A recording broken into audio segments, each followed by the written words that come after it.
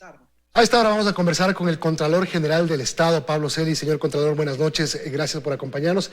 Empecemos por aquí. El secretario o la Secretaría Anticorrupción, ¿usted cree que es útil? ¿Usted cree que estorba o ayuda? El tema de la Secretaría Anticorrupción no tiene que ver con una disputa de criterios, opiniones o contradicciones entre funcionarios. Tiene que vérselo desde el punto de vista de la integridad de las competencias y funciones del Estado. Ese organismo que nace de una iniciativa del Ejecutivo, lamentablemente carece de competencias legales y técnicas.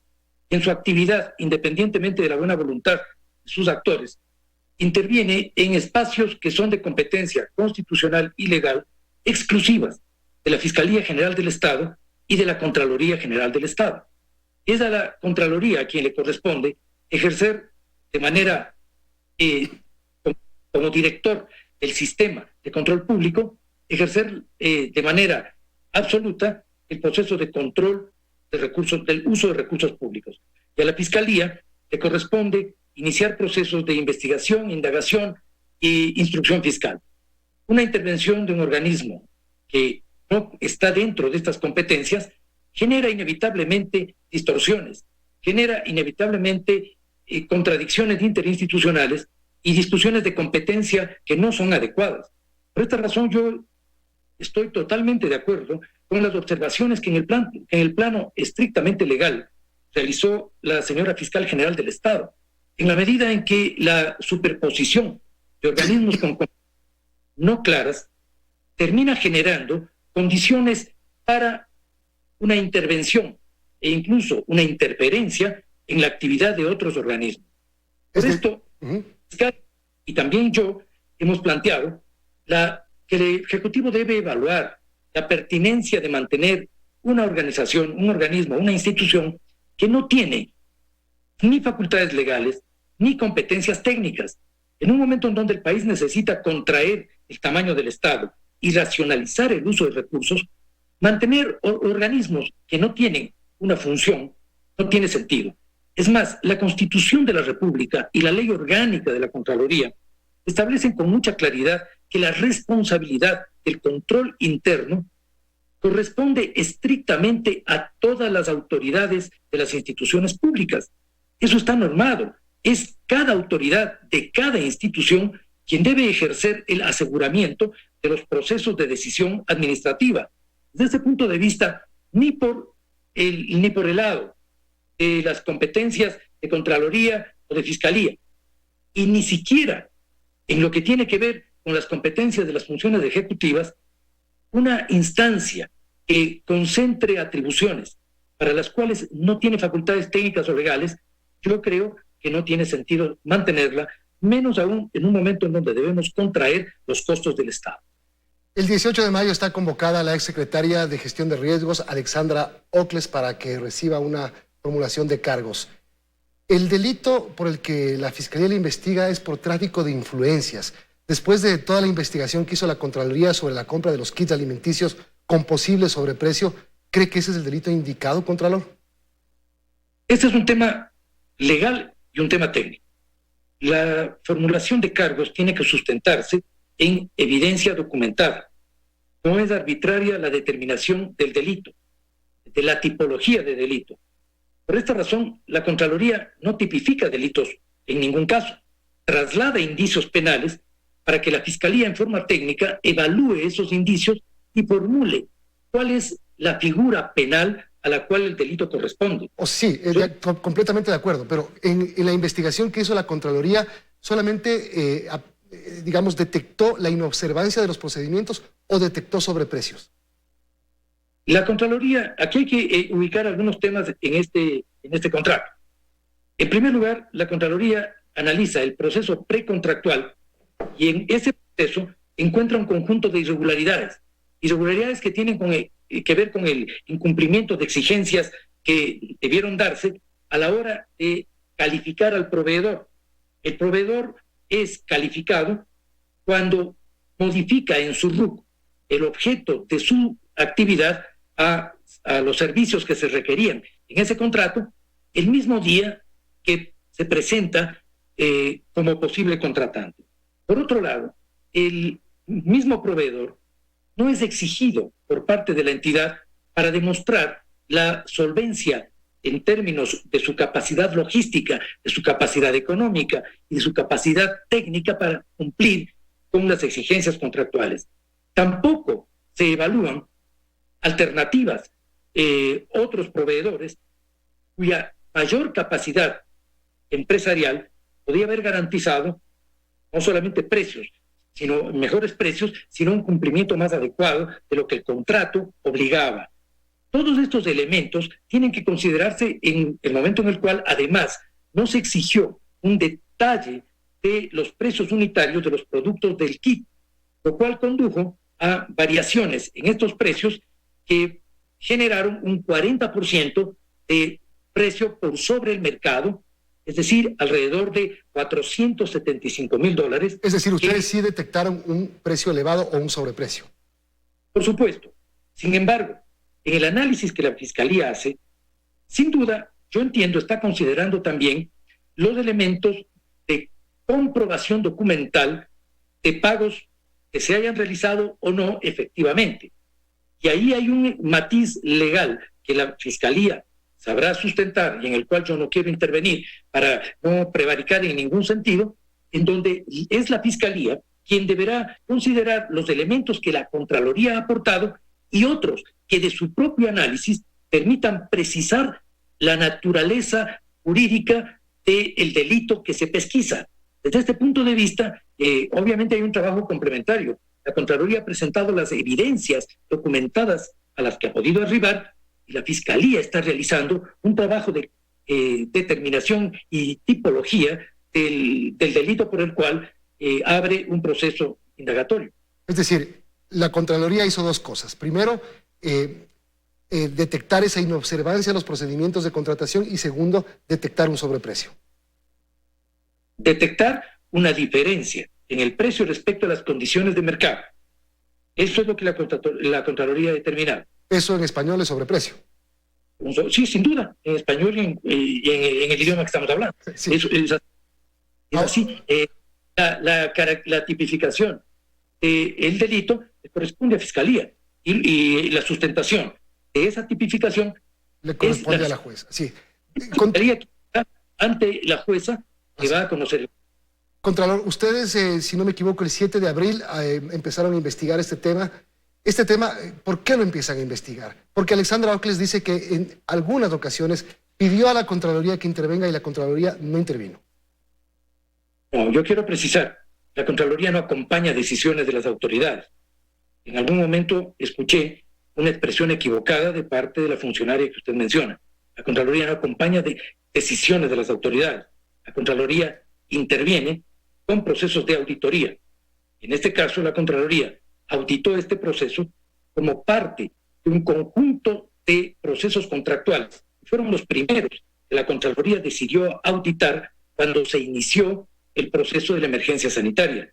En aquel momento, la Contraloría emitió un pronunciamiento donde señalaba con mucha claridad que emergencia no significaba eliminación de normas contractuales, eliminación de procedimientos, exigencias legales, técnicas de pertinencia, de buen uso y de destino adecuado para las decisiones que las autoridades adopten.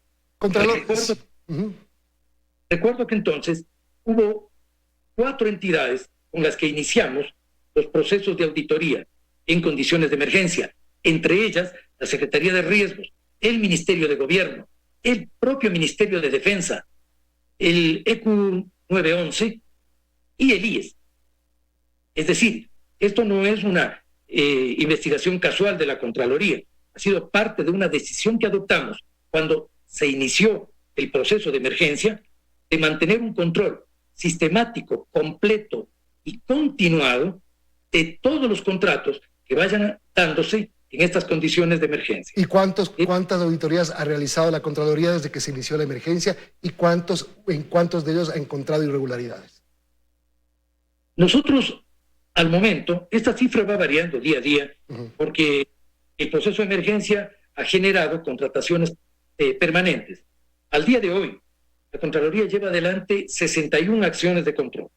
Estas 61 acciones de control se desarrollan en 8 provincias del país y tienen que ver no solo con el sistema de salud, tienen que ver con algunas instituciones del Ejecutivo, con GATS cantonales y GATS provinciales. Es decir, con todas las instituciones que llevan adelante en este momento contratos en el marco del decreto de emergencia. Debo señalarle al respecto también que la formulación de estas auditorías tiene diversas motivaciones. En algunos casos son las propias autoridades quienes requieren estas auditorías. En otros casos, y son muchos, en donde se presentan denuncias ciudadanas o denuncias institucionales. Pero finalmente, el proceso de auditoría es parte de una planificación sistemática y profesional, en donde se recogen todos estos elementos y se los confronta con el proceso de compras que está registrado en el CERCOP. ¿Y qué han encontrado? Ha encontrado, usted ha dicho, escandalosos sobreprecios. Yo he señalado que lamentablemente, no en uno, en varios procesos, la auditoría ha determinado en algunos casos sobreprecios que los hemos señalado, hemos definido con precisión técnica en qué consisten, porque aquí hay una diferencia entre la formulación de una denuncia y un proceso de auditoría y sustentación documental de resultados que van a tener implicaciones en el campo administrativo, civil o penal. Una denuncia es un momento muy importante, pero no agota la investigación en lo absoluto. Puede dar inicio a una investigación. Es muy importante que la ciudadanía pueda advertir los dos momentos. Nosotros consideramos como entes de control bienvenida toda denuncia ciudadana, toda institucional, pero el proceso de control no se agota en lo que la denuncia señala. El proceso de control tiene que sustentar en forma documental, con evidencia probada y pertinente, si existen o no los hechos que se denuncian, puesto que como resultante de un proceso técnico y un proceso legal, del cual es responsable un organismo como es la Contraloría, que tiene esa naturaleza, como resultante de estas investigaciones, estas ya sustentadas documentadamente y técnicamente elaboradas, devienen responsabilidades que tienen consecuencias administrativas, civiles o penales, que finalmente van a decantar en el sistema judicial. Por esto es muy importante la precisión con la cual se lleven adelante las investigaciones para determinar la naturaleza. De acuerdo, Contralor. ¿Qué han encontrado? ¿Qué es eso escandaloso que han encontrado? Porque lo que estamos viendo todos los días realmente causa repugnancia. Se están robando en peso la crisis sanitaria del país, la salud de los ecuatorianos, el derecho a la salud de los ecuatorianos. Sin duda, la crisis sanitaria ha puesto en evidencia no solamente los límites de un sistema de salud que fue duramente golpeado por el tratamiento que tuvo este sector durante toda una década de abusos en lo que tiene que ver con el uso de recursos públicos, sin duda. Pero también pone en evidencia algo fundamental. El mal uso de los recursos del Estado en el campo de la salud es un crimen contra la población, es un crimen contra la salud, es un acto execrable. Todo acto de corrupción debe ser perseguido y sancionado, pero mucho más aquellos que generan un impacto social que pone en riesgo la vida de la población entera del país. Ok, hablemos de esta emergencia, Contralor. ¿Qué han encontrado en esta emergencia? Hay aspectos que tienen que ver con irregularidades en el incumplimiento de normas contractuales. Hay también, sin duda, sobreprecios. Hay, por ejemplo, como el caso que usted menciona, la Secretaría de Riesgos, gravámenes de IVA en productos que no tienen IVA. Hay un conjunto de irregularidades también en adquisiciones que no corresponden al objeto de la emergencia. Este es un punto muy importante. En emergencia deben restringirse los contratos a lo que exige en este momento el Estado como una prioridad. Nosotros hemos encontrado, lamentablemente, en algunos GATS, procesos en donde se dan compras que están totalmente fuera de las exigencias de una emergencia. Compras que tienen que ver con servicios de consultoría, con comunicación, con adquisición de vehículos e incluso con infraestructura cuya contratación no es pertinente al momento en el cual el país debe enfrentar prioridades de otra índole. Es decir, ¿es cierto que he encontrado sobreprecios de hasta 9,000%? Sí. ¿En qué y quién hizo eso? A ver, quiero precisar que esto tampoco es una generalidad. Hay sobreprecios de diversa magnitud. Cuando he mencionado que hay un sobreprecio del 9.000%, me he referido a un producto concreto dentro del examen que realizamos a la contratación de insumos médicos en el IES, que devino en un indicio penal, por el cual, que fue generado porque se encontraron pagos en exceso en la contratación.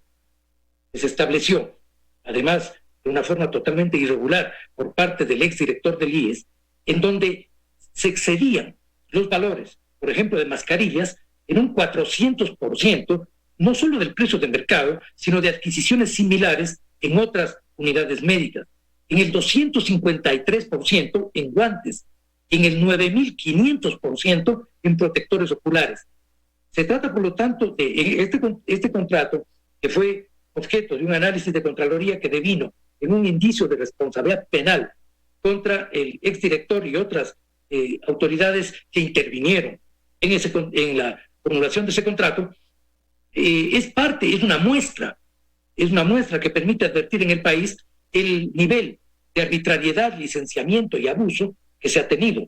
En los otros contratos, este tipo de manejos arbitrarios de precios tienen distintas magnitudes. Cada contratación tiene una particularidad. Contador, ¿y cómo hacemos? Y dígame en 3 palabras, si es que puede.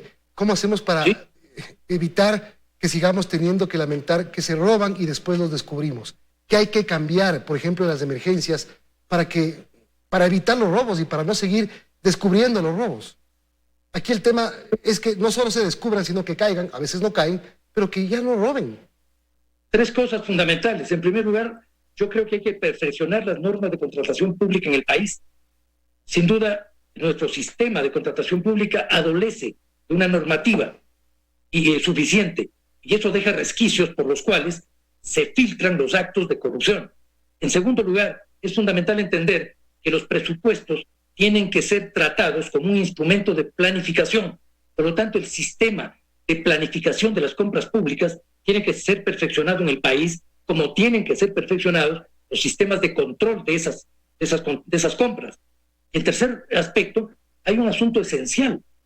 En la década pasada se retiró a la Contraloría una facultad fundamental, que era emitir un informe previo a los contratos, tanto a la Contraloría como a la Procuraduría General del Estado. Es esencial restablecer esa competencia, porque solamente con un control preventivo es posible un aseguramiento que permita una adecuada planificación de la contratación. Hoy tenemos solamente un control ex post, y es inevitable que tanto la Contraloría como la Fiscalía, como todo el sistema de control público, tenga que intervenir cuando los hechos están ya dados. Es fundamental restablecer las condiciones legales en el país para que podamos intervenir en la prevención, en el seguimiento de estos procesos. Eso da seguridad jurídica al Estado, al funcionario, al contratante, y precautela además la integridad de la planificación y la decisión en el uso de recursos públicos. Sí, ojalá puedan cambiar esas cosas y eso garantice evitar seguir escuchando toda la vida, caiga quien caiga, y gracias, Contralor. Buenas noches. Muchas gracias.